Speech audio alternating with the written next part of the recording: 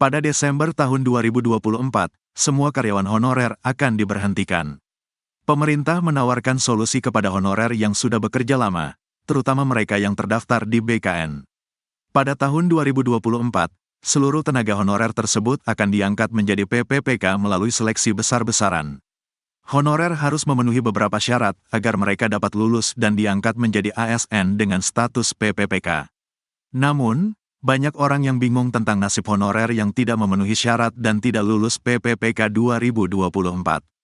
Sebab, pada Desember tahun 2024, tenaga honorer dihapus sesuai dengan amanat Undang-Undang Nomor 20 Tahun 2023. Jadi, honorer tidak akan bekerja di lembaga pemerintah lagi setelah Desember tahun 2024. Setiap honorer akan diusahakan untuk tetap bekerja dengan status PPPK ASN. Tapi tidak semua honorer bisa lulus seleksi PPPK 2024, ada sejumlah syarat yang wajib dipenuhi honorer.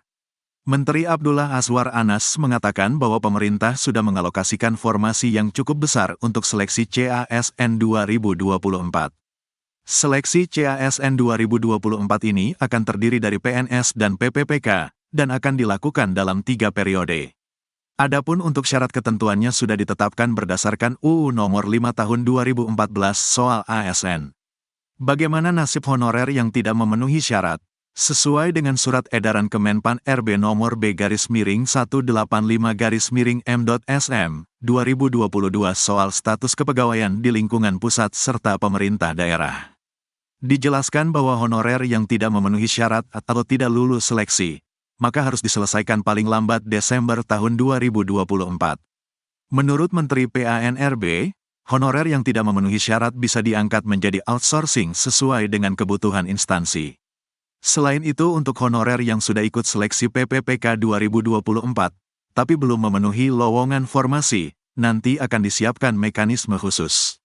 Ada kemungkinan bahwa status ASN PPPK ini akan dibagi menjadi 2, yaitu PPPK penuh waktu dan PPPK paruh waktu. PPPK paruh waktu dapat diangkat menjadi PPPK penuh waktu asalkan memenuhi tahap evaluasi kinerja dan syarat administrasi.